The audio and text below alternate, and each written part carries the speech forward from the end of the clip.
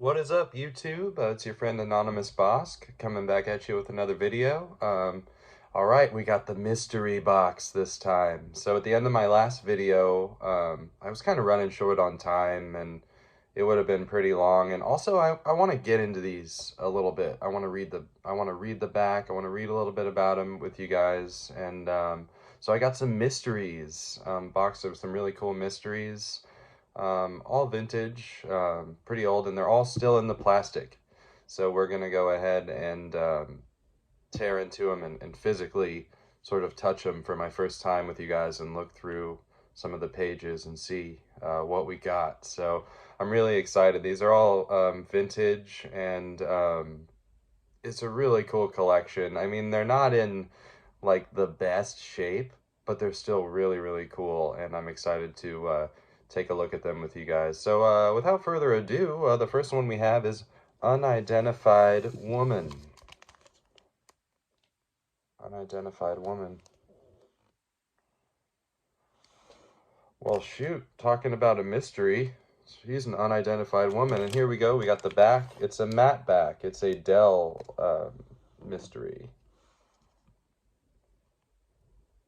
So here on the back, it looks like we've got the river, the pump house, the gatehouse, the garage. It's the Victoria Steen's country house, scene of murders in unidentified woman. And this is by Mignon G. Eberhard. Really cool. Now let's go ahead and bust in the plastic and let's see what we got. Let's see what we got in here. There goes the spine. Unidentified woman. Who is she? She has a blue face. Check out her blue face there. This cover art is really something. Oh, and when you first open it up, it's got this really nice, like, what is that? Maybe a periwinkle kind of color on the inside. Oh, how pretty. Let's take a look.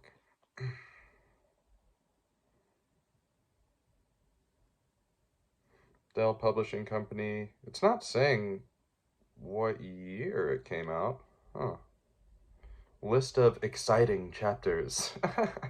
I'm sure every chapter is very exciting. It's a mystery. I'm trying to figure out what's going on. So let's read a little bit from this front page. Persons this mystery is about. Victoria Steen, a lovely young heiress to the Steen fortune, has been victimized by her father's manager, Harry Frame, who recently died under strange circumstances. Never entirely cleared of suspicion of complicity in Henry's death, Victoria is afraid she will never escape reminders of that evil time. Uh-oh, so that's Victoria. And then we have Major John Campbell. Major John Campbell, formerly a combination coroner and state's attorney, once tried determinedly to pin the guilt of murder on Victoria. Young and zealous, with hard brown face and intent hazel eyes, Victoria has to admit, a certain elusive charm. Uh-oh, Victoria kind of likes Major John. Then we got Michael Bain. Oh, Michael Bain. Victoria's fiance is the young but capable manager of the Seattle branch of the Steen Mills. Substantial and solid, he was like a rock of refuge to Victoria during those terrible weeks after Henry's death. So a guy named Henry died, and Victoria Steen is the lovely young heiress to the Steen fortune. So that's a few of the characters in here. That's cool that it kind of breaks it down for you. We also have like sort of bluish stained pages. I don't know, by this point, almost looks a little more brown, but this is the Unidentified Woman by Mignon G. Eberhard. Seems really interesting. And I'll give you another look at the map. So here's where the action is right here. Unidentified Woman. I'm going to go ahead and, these are a little bit fragile, so I'm going to put them back. A lot of books I usually don't keep the plastic because I want to read them, and you know, but in this case, with these ones, they're pretty vintage, pretty old, and I just kind of want to keep them protected. So, Unidentified Woman. Let's go ahead and move to our next one, shall we? The Mountain Cat Murders by Rex Stout. Mountain Cat Murders. Adele Mystery by Rex Stout. I've heard the name Rex Stout before. Have you guys ever read any of his stuff? And then we've got Here Goes the Spine. So the spine is missing a little bit down there. And here's where the action goes down. In this building, it looks like it's old Samus building. Scene of the murders in the Mountain Cat Murders. I just love how they do that. It's really cool packaging. So let's go ahead and let's get into this one, shall we? It's a little... Yeah, some of the plastic here, I don't know if you can see this, but it's like plastic coming off right up there. It looks like it has some tape on it. Oh, this also has sort of the periwinkle. Oh, wow. It has 25 on the inside. A bookshop sold this for 25 bucks. Wow. Spoiler alert, that's less than I got the entire box for. Or wait, more than I got the entire box for, excuse me. So I'll read a few of who this mystery is about. The persons this mystery is about. Delia Brand, a beautiful young girl who was overburdened with the shock and grief of her mother's and father's tragic death and is determined to avenge them. Delia Brand, she's going to avenge the deaths of her parents. Tyler Dillon, the brilliant junior partner of the firm of Escott, Brody, and Dillon, counselors at law, who falls in love with Delia Brand. Tyler Dillon falls in love with her. Then we have Clara Brand, Delia's older sister and more reserved sister, who at present is Dan Jackson's stenographer. And then we have Quinby Pellet, the Brand girl's uncle and only relative, a middle-aged, slightly stoop-shouldered man, rather queer in his ways, but an excellent taxidermist. Okay, cool. Well, there's some other characters in here, but that's just a little, a little tidbit of what's going on in here. This is number 28. It says in the keyhole right here. I wonder, this one has a keyhole, but there's no number. So I don't know about the unidentified woman is an unidentified number in the keyhole, but this one's number 28 here. Yeah, it's in pretty beat shape here. Yeah, so the publishing pages on these don't say what year they came out, so they're a mystery. They're mysteries in more ways than one, huh? Yeah, even just like flicking the pages, like some of the dust is coming out and stuff. But this is The Mountain Cat Murders by Rex Stout. And there's the spine, kind of beat. Got some plastic coming on the back, and here's the mat back here. So that looks really interesting. I'm really excited to bust into these. They're so cool. But for now, I'm going to keep them, whoever packed them too, put these nice little pieces of tape that make it easy to reseal. Sometimes they put this big thing of tape, and then the tape will rip at the seam, and then you got to get a new piece of tape to reseal it. It's like, I'm not here to do arts and crafts, okay? Not that I don't like arts and crafts. Sure do love them. So the next couple we have for you, and I'll tell you, all of these are either matte backs or they're ace double mysteries. So pretty cool mix of stuff. So the next couple we have is going to be some ace doubles. So the first one of this is Till Death Do Us Part by Louis Trimble. Look at her. Beautiful art on these doubles. Check out too, I really love the spines on the doubles. They just look so cool. All of them, the science fiction, but you know, especially the mystery doubles though. I think they have the coolest ones, a black and a red, kind of, and they're usually older. So that's Till Death Do Us Part by Louis Trimble. And then on the other side, we have Negative of a Nude by Charles E. Fritsch. Negative of a Nude. I love that imagery with the light coming through the blinds at night. It's like, man, I really appreciate art, and I like to showcase on my videos the beauty of the art of so many of these cool books. And it's not it's not just about the art, of course. You know, you want to get into the book and read the story, but something about the art, it drives you in. And every time you pick up a book, you look at it, and it kind of like gives you, it gives you a feeling or gives you a vibe, and that's what you're reading. So this one is kind of coming apart a little bit. It's really not in good shape at all. Here goes this. So let's check on Till Death Do Us Part here.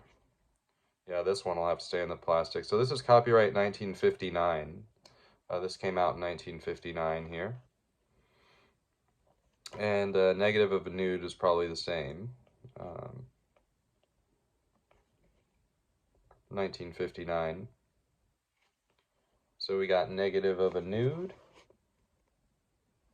And we got Till Death Do Us Part. Yeah, really cool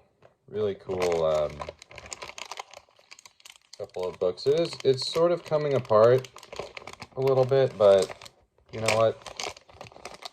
It's still really cool to have, and it's definitely readable. And if this has all the pages and you're able to flip through them and they're not falling out completely, then it'll do in my book, you know.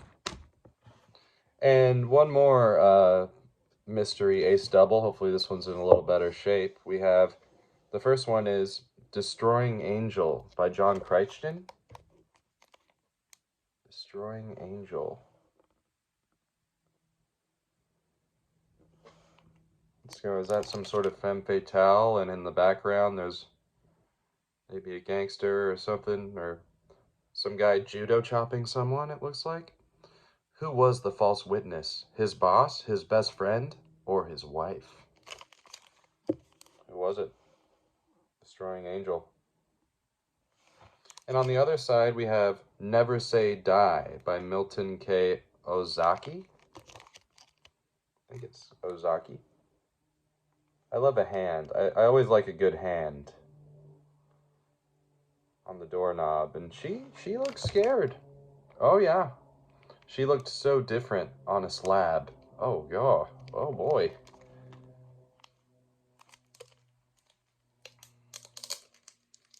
I'll take it out so that we can kind of feel it. And, okay.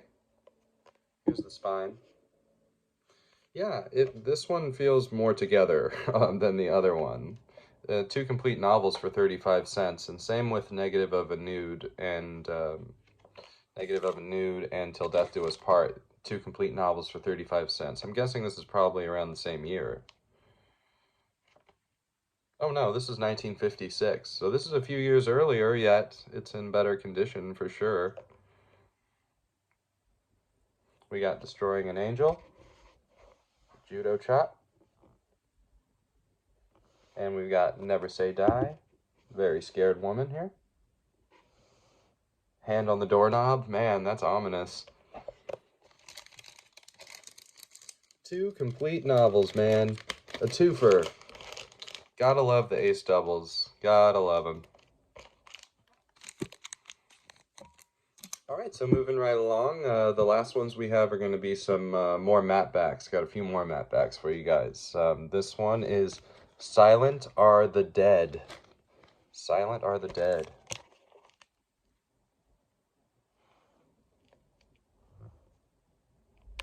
Trying to find out what's going on there. This one has a keyhole with no number. George Harmon Cox.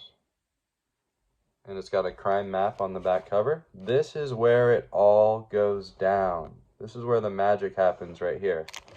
It's a Dell mystery. Oh, this one's kind of, plastic's a little bent there.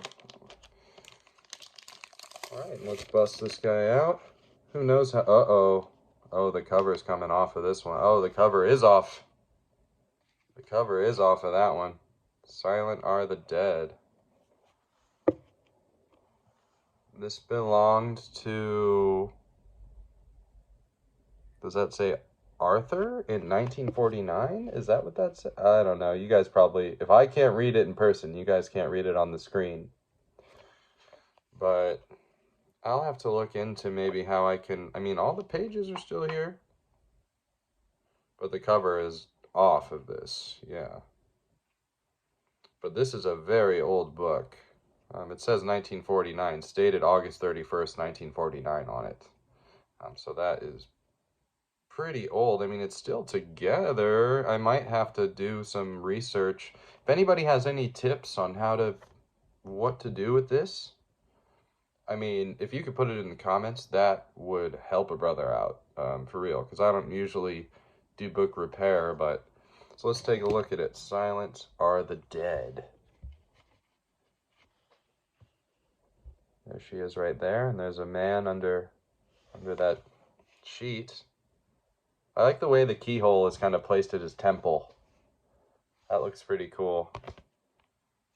And there's someone taking a photo, like a light, there's like a light beam on her. So let's take a look at a couple of the characters in this. So let's read a few of the characters. Flash Casey. Powerful ace cameraman for the Express, is outwardly hard and cynical, but he has a peculiar sentimental streak about his profession. The police trust him because they know he is out to get pictures and not to solve cases. Lieutenant Logan. Young, handsome, and well-groomed, can be a tough copper when occasion demands, but he tries to remember that he is not a dictator.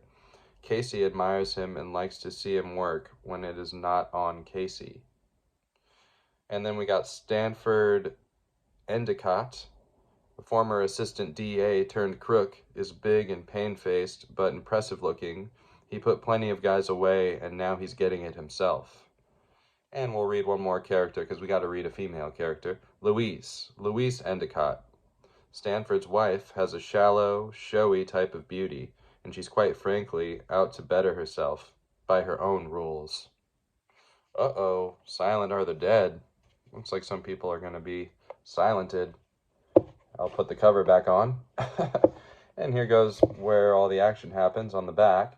It's like maybe in a building. So we've got the elevator, the corridor, the doors to Endicott's room, the waiting room office, the middle room, the private room, the closet, the dressing room and bath, and the rear stairway. Here goes our key of our places right here. And you can see where those places are. They correspond with the numbers. So that's cool. I mean, shoot, it doesn't have the cover on it, but hey, I mean, all the pages are still there, so you can still read it. I need to put the cover back on, though, somehow. So if anybody's got tips, you know, I could use some tips. Put that guy back.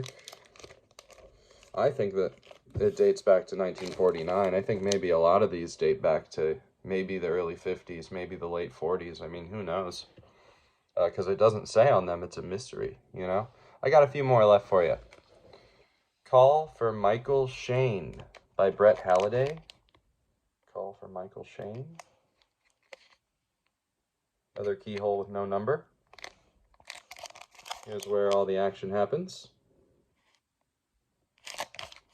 The spine is a little, you know, a little bent. Let's go ahead and take this out and see how it feels. Ooh, I like it's either green-blue kind of stained pages. I love stained pages. The Murder Trial from Miami to Key West. Call for Michael Shane.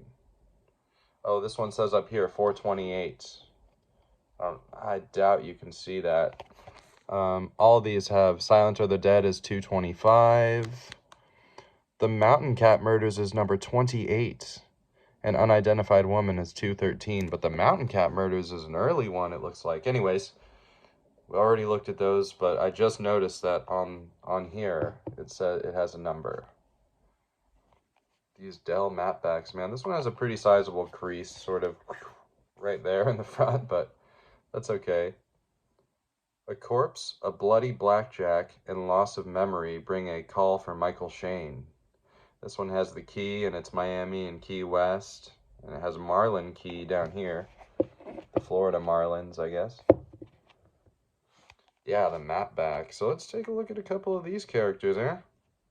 The inside of this has, similar to my Agatha Christie map back, the keys.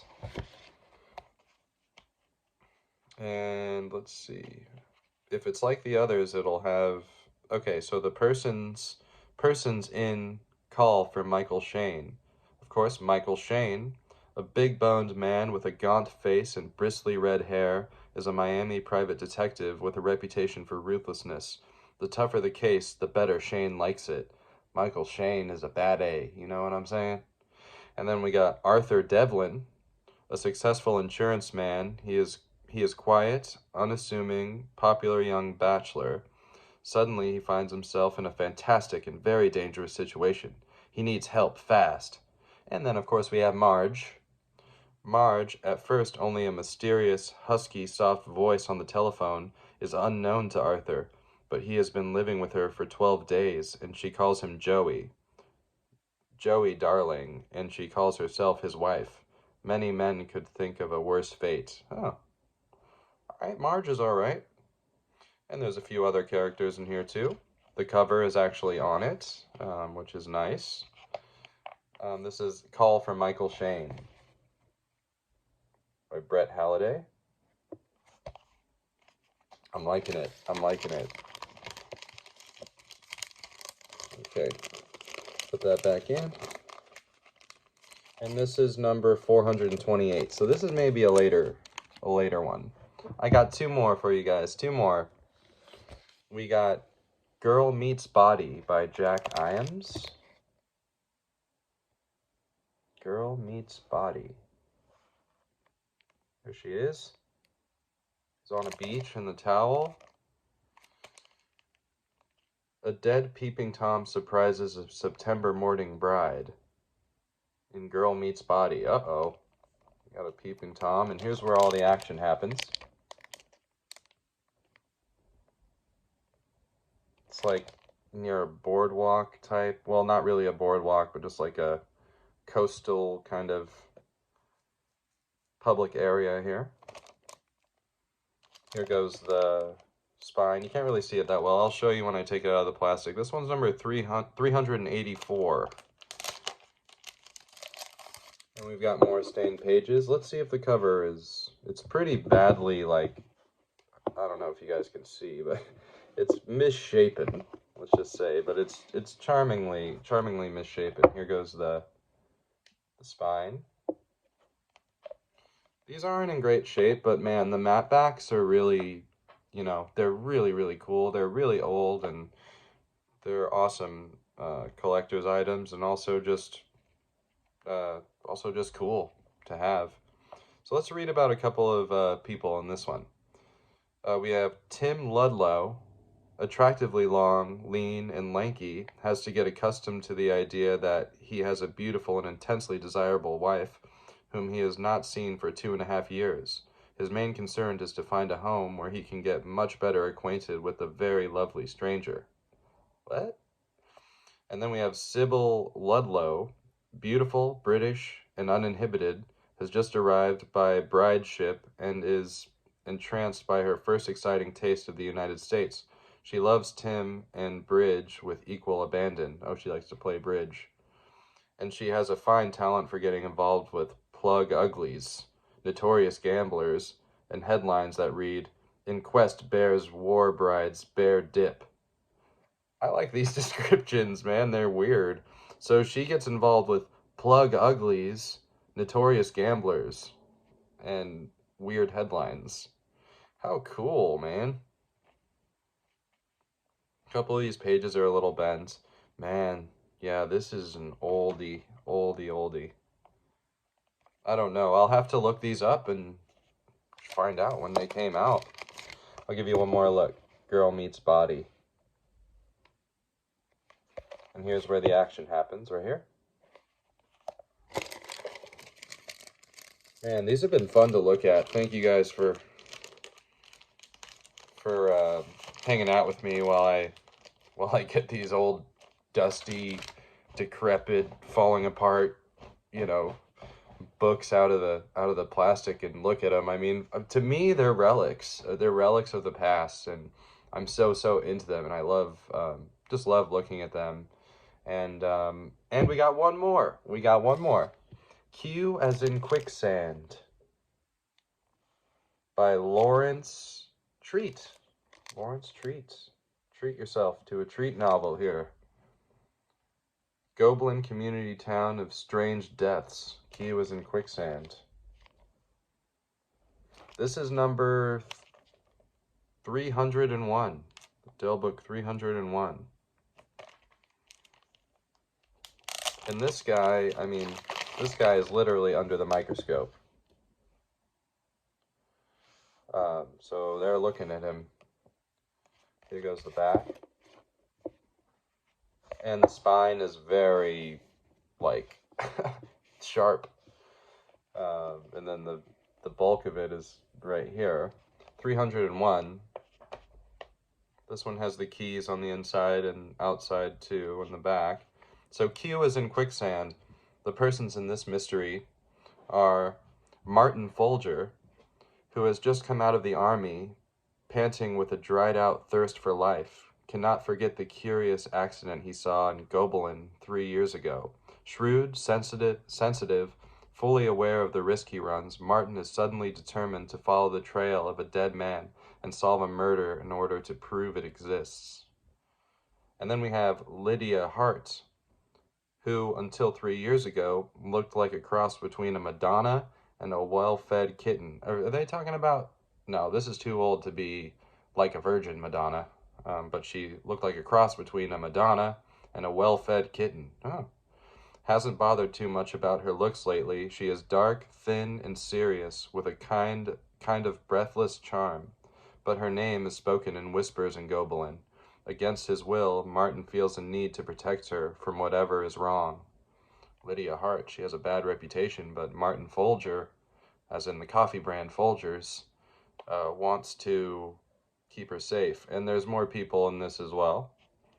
But I just want to keep it... Oh, wow, and it's even continued. There's many more people. I like how they set this up. They introduce you to the characters first. And that way, when you start reading the story, you kind of already know, you know. I mean, I haven't read one of these, but I'm guessing that when I do, it'll be nice to have that information about the characters first. This is Q as in Quicksand by Lawrence Treat. And boy howdy, it sure has been a treat looking at these mystery books with you guys. It's a little longer of one today because I wanted to read a little bit about, read a little bit about these and take them in and out of the plastic for the first time rather than do that beforehand, which is normally what I would do. I'm gonna move this stack back where it was because it looked really nice. Put it right on back there. Well, all right. That's going to do it for this video. I promise, I have some reviews coming up. I've been reading some stuff out of magazines. I've been reading, book after book. I mean, I'm constantly reading. I read a little slower than some of the other booktubers, probably. I know people are like, go on vacation for 3 days and read 8 books or something. I do love to constantly read, but I also play music. I also work a full-time job. I fit in reading at my leisure. I'm not like trying to like crunch it in. I just kind of leisurely as I feel like it read. I do have some reviews coming up. I plan to review some stuff out of magazines, out of the Galaxy, Fantastic Stories, Worlds of If. Just kind of get in there and read some stories and review some stuff so that way I can talk about some of the things I've read rather than just show books all the time. I'm going to start doing some research. I'm going to hit the books. I promise you, it's coming. But anyways, I hope you guys have had a wonderful week so far. It's Sunday today, so I hope your week was great. I hope your week next week is even greater. And yeah, hope you guys have a great rest of your day. Peace.